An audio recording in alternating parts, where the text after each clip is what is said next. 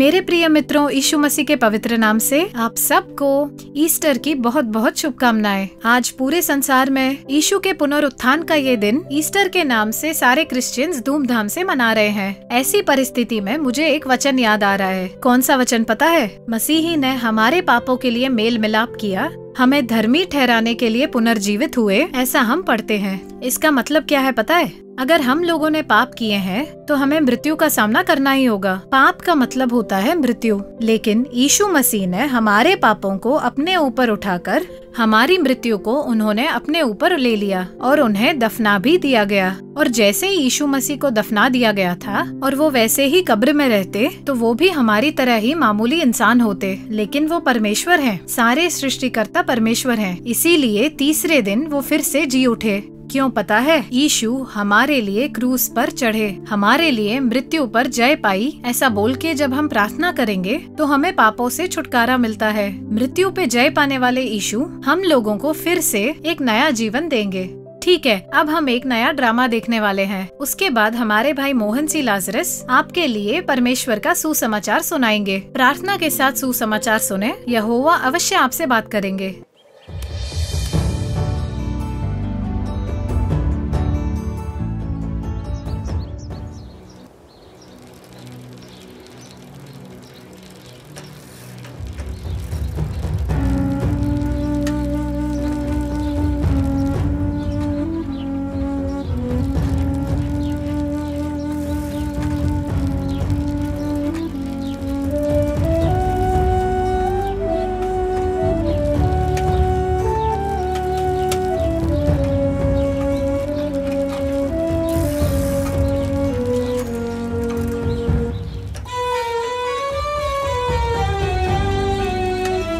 पापा एक मिनट रोको ना पापा। क्यों, क्या हुआ बेटे?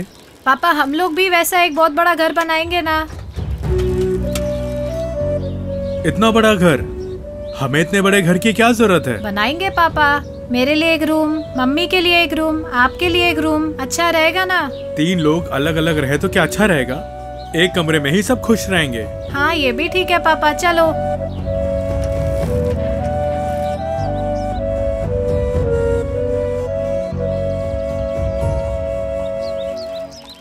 पापा क्या हुआ? भूख लग रही है पापा, खाने के लिए कुछ न कुछ दिलाओ ना। और थोड़ी दूर जाएंगे तो एक होटल आएगा, ठीक है पापा, वहाँ खा लेना।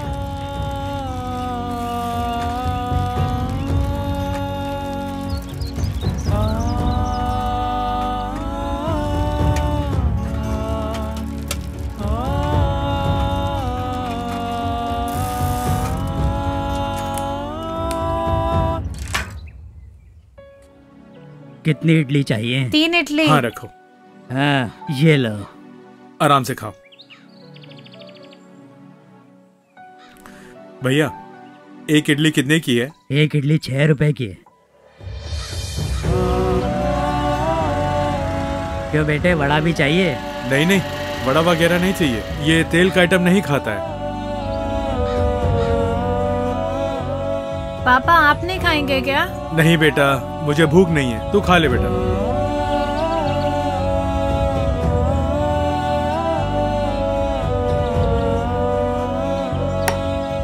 कि भैया और इडली चाहिए? नहीं चाहिए काका। हाँ ठीक है। चाहिए तो ले ले बेटा। नहीं नहीं पापा, पेट भर गया है।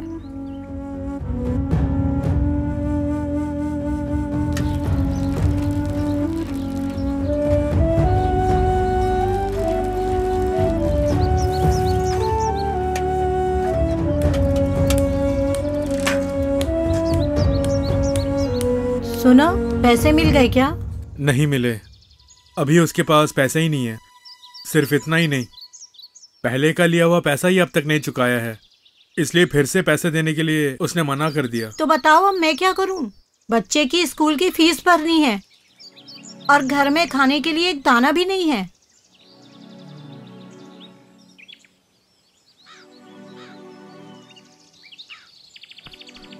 रुक, मैं कहीं जाके इंतजाम करके लाता हूँ। अगर ठीक से काम करोगे तो ऐसी हालत होगी क्या? तो अंदर जाना, फिर से शुरू मत हो।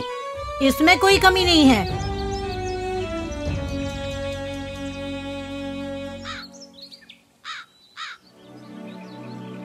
मम्मी भूख लग रही है। पापा कब वापस आएंगे? बस आते ही होंगे, थोड़ा सा और सब्र कर ले। हाय देखो पापा आ गए।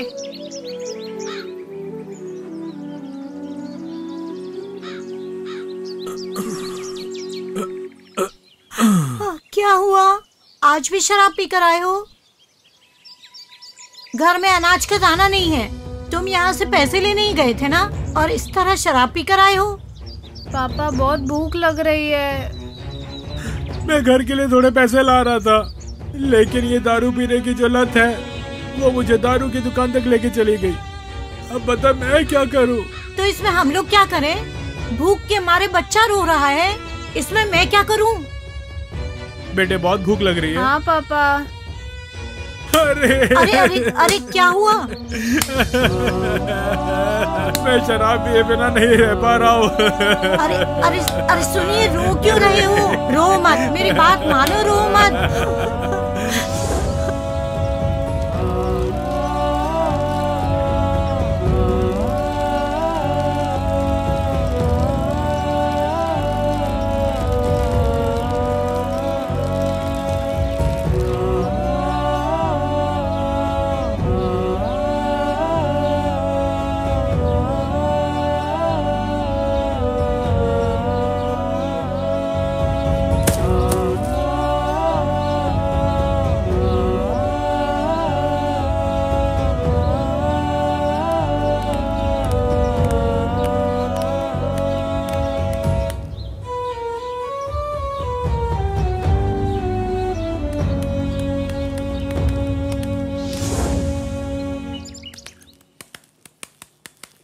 अरे मास्टर जी, नमस्ते नमस्ते मास्टर जी। नमस्ते नमस्ते।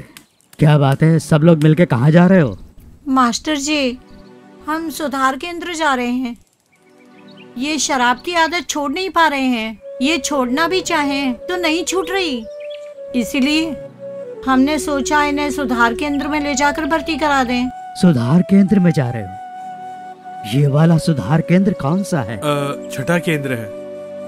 5 बार तुम सुधार केंद्र गए पर तुम्हें छुटकारा नहीं मिला ना? ठीक है, मैं एक सुधार केंद्र के बारे में बताता हूँ, तुम वहाँ जाओगे? वहाँ जाने से क्या मैं सुधर जाऊंगा? वहाँ जाने वाला ऐसा कोई नहीं जो सुधरा ना हो।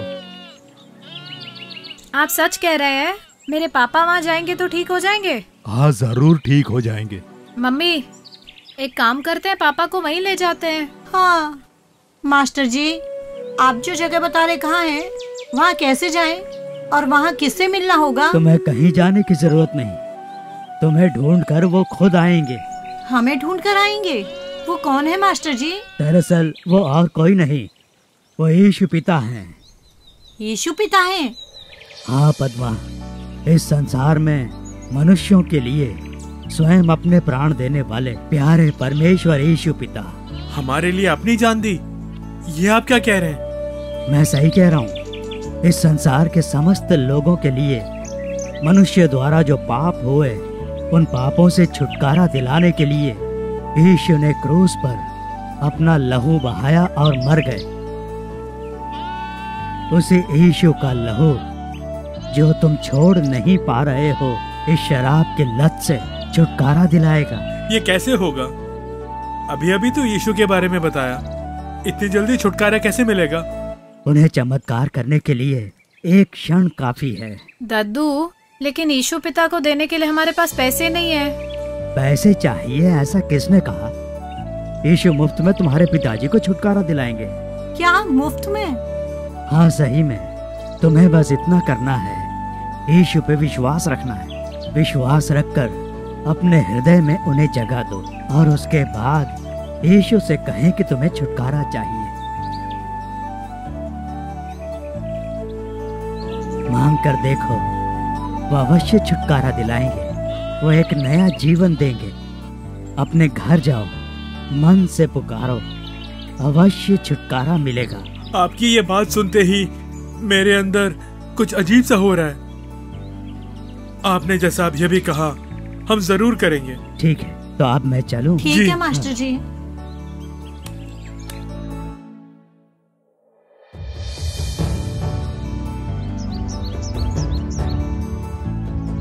मम्मी, पापा आ गए हैं क्या? अभी नहीं, बस आते ही होंगे, पर मुझे बहुत डर लग रहा है। मम्मी, तुम क्यों डर रही हो? हमने तो कल यीशु पिता से प्रार्थना की है ना। मम्मी मम्मी, देखो वो पापा आ रहे हैं।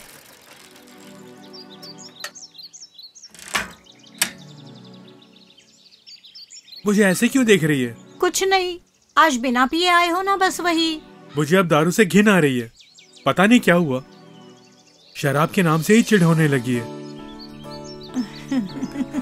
कल रात किसी ने, लगता है मेरे ऊपर लहू मला, बस उसके बाद से ही शराब से मुझे नफरत हो गई है। धन्यवाद यीशु। क्या हुआ? अरे क्या हुआ? पापा पापा, क्या हुआ? क्या हुआ? पापा क्या हुआ? क्या हुआ? ओहो, पापा क्या हुआ? पापा? अरे क्या हुआ? कुछ बताइए ना, तुम्हें आखिर क्या हुआ? डॉक्टर, सुनो, तुम्हारे पति के दोनों गुर्दे पूरी तरह से खराब हो गए हैं। शराब ने सब खत्म कर दिया। लेकिन अब तो सुधर गए हैं। अभी सुधरने से क्या फायदा? इससे पहले वो दबा के शराब पी रहे थे ना। उन्हें बचाना बहुत मुश्किल है, और अगर बचा भी लें तो लाखों रुपए का खर्चा होगा। डोनर भी मिलना चाहिए। अब सब कुछ गॉड के हाथ में है। डॉक्टर, पापा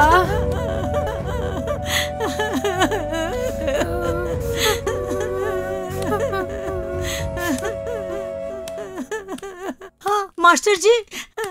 मैंने सब सुना, तुम डरो मत। हम डरे बिना कैसे रहेंगे? आपकी बात मानकर ही तो इन्होंने पीना छोड़ दिया। ये क्या ऐसे मरने के लिए बदले? ये क्या मरने की उम्र है?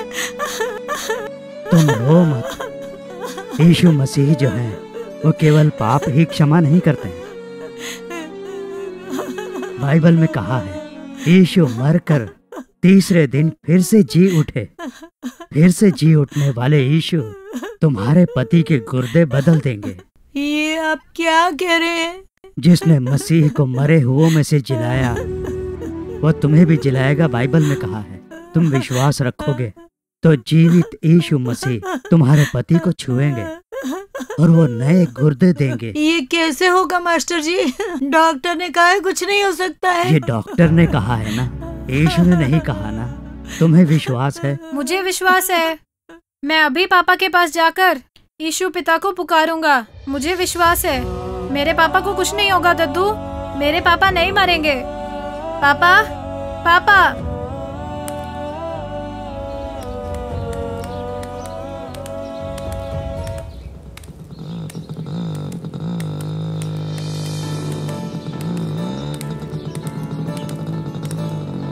क्या हुआ गणेश, कैसा है? अरे भैया, ये क्या, तू तो बच गया। और नहीं तो क्या, जहां मुझे मरना था मेरे बदले यीशु ने अपने प्राण दिए, तो बचे बिना कैसे रहूंगा? वो तीसरे दिन फिर से जी उठे ना, तो मैं कैसे नहीं जीऊंगा? यीशु ने मुझे एक नया जन्म दिया है। हे गणेश, अब मेरा ये जीवन सिर्फ यीशु के लिए है। लगता है तू मुझे भी बदल देगा। मैं चलता हूँ।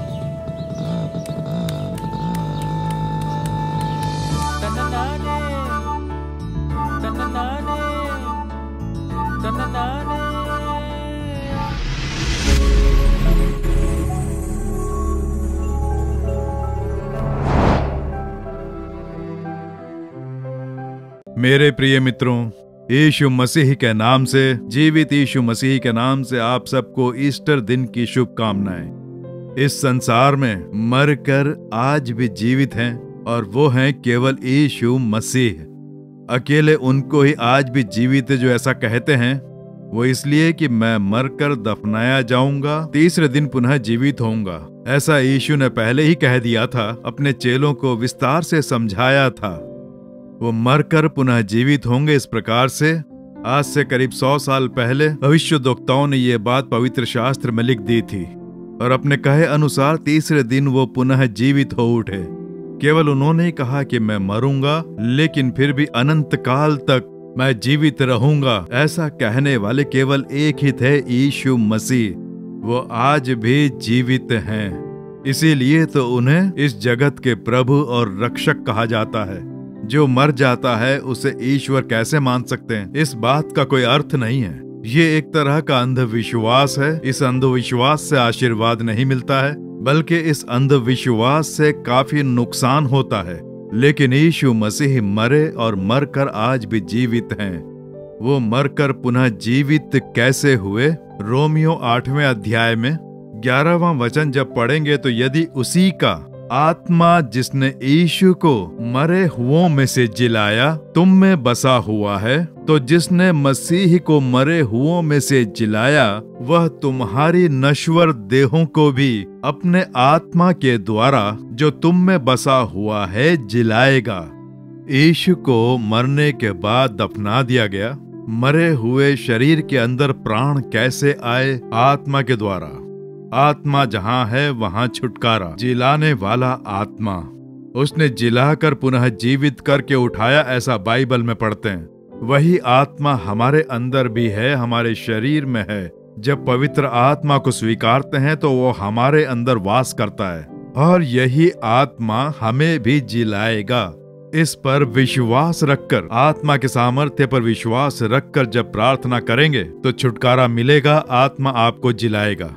आपके शरीर के किसी अंग ने क्षतिग्रस्त होकर काम करना बंद कर दिया होगा। वो काम नहीं कर रहा है, अब कुछ नहीं हो सकता है। इसमें कितना ही जोर लगा लें फिर भी ये काम नहीं करता है। लेकिन पवित्र आत्मा का जब सामर्थ्य उतरता है तो नश्वर देह में भी जान आ जाती है। शरीर का जो अंग मर गया होता है उसमें जान आ जाती है। वही है पवित्र आत्मा का सामर्थ्य।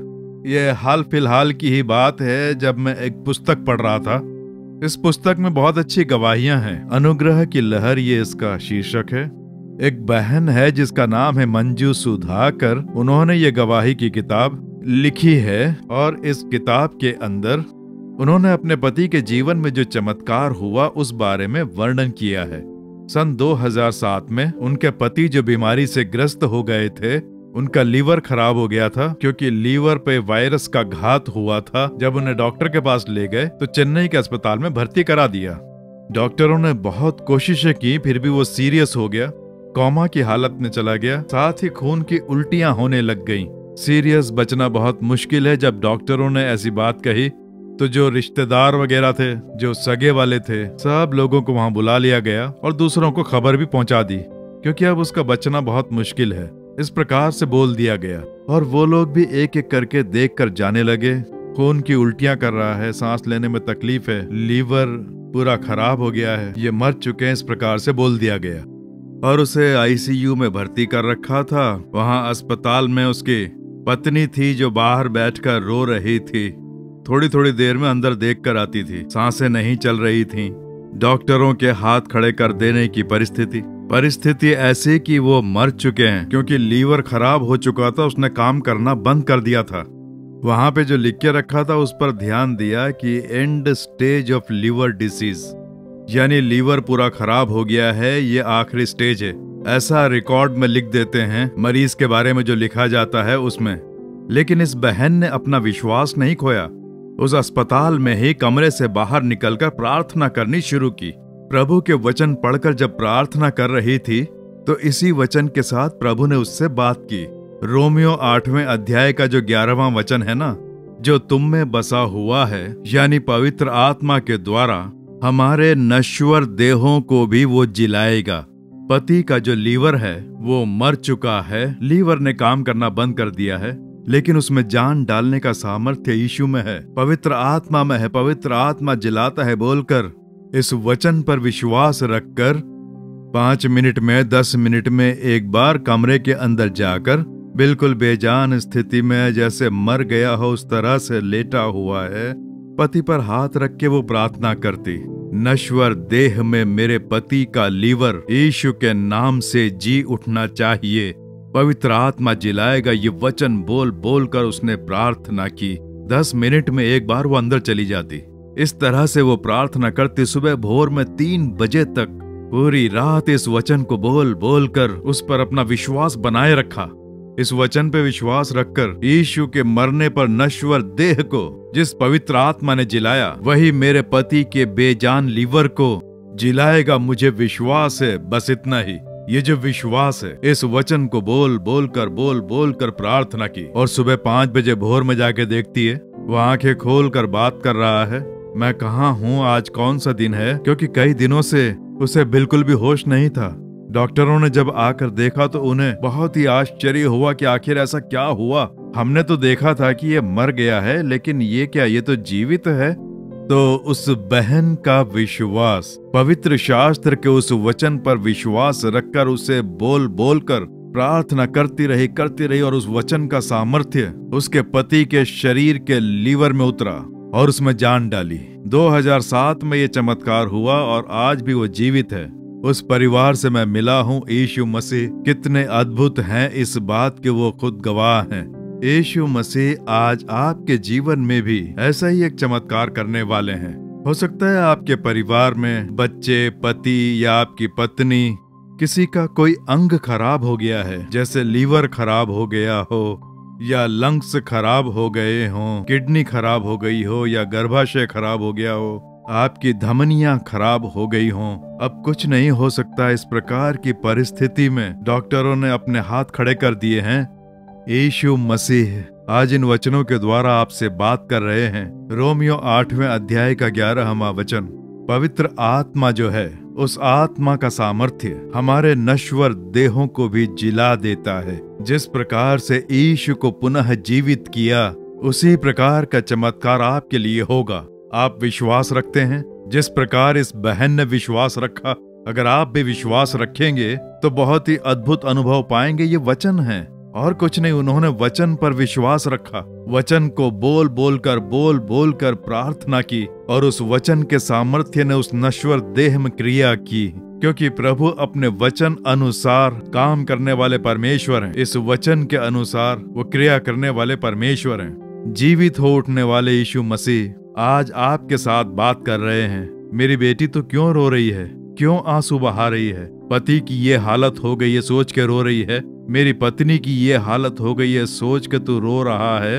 हमारे बच्चों के साथ ऐसा हो गया सोच कर रो रहे हो। सब ने हाथ खड़े कर दिए हैं। आपके लिए एक विश्वास है। पवित्र आत्मा, छुटकारा दिलाने वाला, पुनः जिलाने वाला पवित्र आत्मा, उसका सामर्थ्य इस समय आप में उतर रहा है। विश्वास रखें। इस वचन पर विश्वास रखकर यीशु के मरे हुए नश्वर देह को जिलाने वाला पवित्र आत्मा मेरे पति के लीवर में जान डाले, मेरी पत्नी के गर्भाशय में जान डाले, मेरे पिताजी के लंग्स में वो जान डाले, मेरे शरीर में ये अंग जो काम नहीं कर रहा इसमें जान डाले। मैं विश्वास रखता हूँ पवित्र आत्मा तुम्हारा सामर्थ्य मुझ में उतरे, तुम्हारा ये जिलाने वाला सामर्थ्य मेरे अंदर, पति के अंदर, पत्नी में, मेरे बच्चों में उतरे, वो उन्हें जिलाए, मृत्यु के बंधन टूट जाएं, जिलाने वाला सामर्थ्य उतरे। ऐसी प्रार्थना करके देखें। आज इसी समय, इसी क्षण से बदलाव होते हुए आप देखेंगे। आप प्रभु के वचन पर विश्वास रखकर अपना बनाकर प्रार्थना करें। केवल नाम के लिए प्रार्थना नहीं करते। बहुत से लोग क्या प्रार्थना करें, जरूरत पड़ेगी तो प्रार्थना करेंगे, ऐसी आदत डालकर बस नाम के लिए प्रार्थना करते हैं। आपकी प्रार्थना विश्वास से भरी होनी चाहिए, निरंतर होनी चाहिए। लगातार प्रार्थना करें, तभी आप अपनी प्रार्थना का सामर्थ्य देख पाएंगे। इस बहन को देखिए, इसने वो वचन अपने मन में बैठाकर इस वचन अनुसार यहोवा मेरे पति को जिलाएंगे ऐसा विश्वास रखा।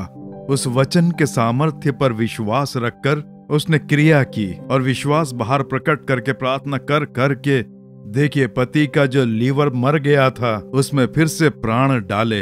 यही चमत्कार यीशु करते हैं। बस आप प्रार्थना करें, आज ही चमत्कार होगा। अब हम प्रार्थना करें किसके लिए? आपके लिए, पति के लिए, पत्नी को, बच्चों को, किसको समस्या है? जीवित हो उठने वाले यीशु आपसे बात कर रहे हैं। मैं जीवित हूँ मेरी पुत्री। पुत्र तू रोता क्यों है? तू डरता क्यों है? तुम पूरे विश्वास से प्रार्थना करो, मैं तुम्हारे लिए चमत्कार करूंगा, ऐसा प्रभु कह रहे हैं। तो विश्वास के साथ प्रार्थना करें। आप अगर कहीं क्षतिग्रस्त हैं तो उस जगह पर ऐसे अपना हाथ रखें। हृदय या लंग्स या लीवर या आपकी किडनी, जहां परेशानी है अपना हाथ रखें।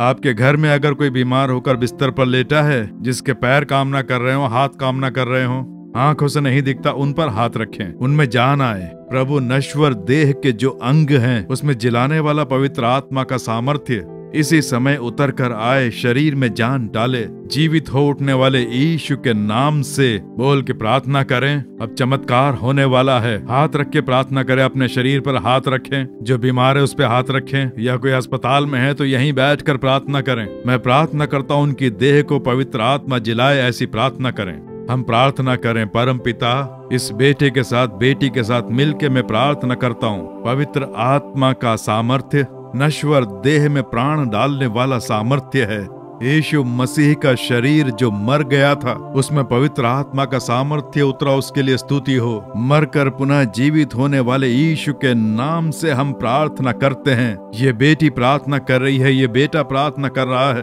अपने घर में बीमारी के कारण जिसका अंग खराब हो गया है, उसके छुटकारे के लिए, चंगाई के लिए ये प्रार्थना कर रहे हैं। उनके साथ मिलके मैं भी प्रार्थना कर रहा हूँ। नासरी यीशु मसीह के नाम से उनके शरीर के क्षतिग्रस्त अंग में जान डल रही है। पवित्र आत्मा का सामर्थ्य इनके शरीर में उतर रहा है। यीशु मसीह के नाम से आंखों में नई जान आ जानी चाहिए। यीशु मसीह के नाम से इनका लीवर इसी समय नए लीवर में बदल जाए, उसमें जान आए यीशु के नाम से। क्षतिग्रस्त हृदय यीशु के नाम से नए हृदय में बदल जाना चाहिए। क्षतिग्रस्त लीवर जिसमें जान नहीं है, यीशु मसीह के नाम से नई जान आ जाए। जो किडनी काम नहीं कर रही है, यीशु मसीह के नाम से उसमें जान आए, काम करने लगे। पवित्र आत्मा का सामर्थ्य उतरे। जीवित हो उठने वाले यीशु मसीह के नाम से चमत्कारों के लिए प्रार्थना करता हूँ। इनमें जान आ जाए। जो हाथ पैर काम नहीं कर रहे हैं, जिन बच्चों की बुद्धि का विकास नहीं हो रहा है, उनके शरीर के हर एक अंग में यीशु मसीह के नाम से जान आ जानी चाहिए। जो अंग काम नहीं करते हैं, उनमें जान डालो ताकि काम करने लग जाएं यीशु के नाम से।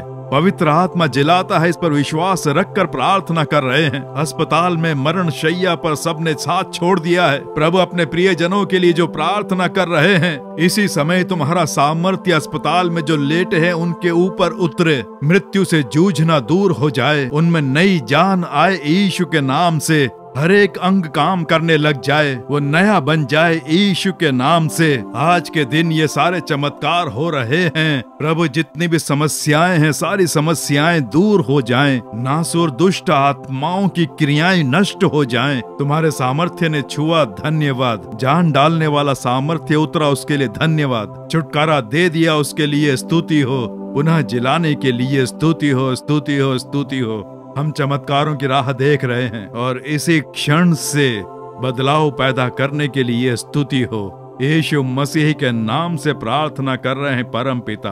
आमीन, आमीन। पवित्र आत्मा के जिलाने वाले सामर्थ्य ने छू लिया। इसी क्षण से आप बदलाव देखेंगे। आप स्तुति करते रहें। आज से ही आप अद्भुत बदलाव देखकर प्रसन्नता पाएंगे। निरंतर प्रभु के वचन पर विश्वास रखकर अधिकार की प्रशंसा करें और पूरे विश्वास से वचन को बोलकर प्रार्थना करते रहें। हर एक कार्य में आप चमत्कार होते हुए देखेंगे। आमीन। For further details and prayer support, contact Jesus Redeems Ministries, Nallumavadi, Tuticorin District, 628211. Our phone number 04435454545. Email info@jesusredeems.org. Our website www.jesusredeems.com. God bless you.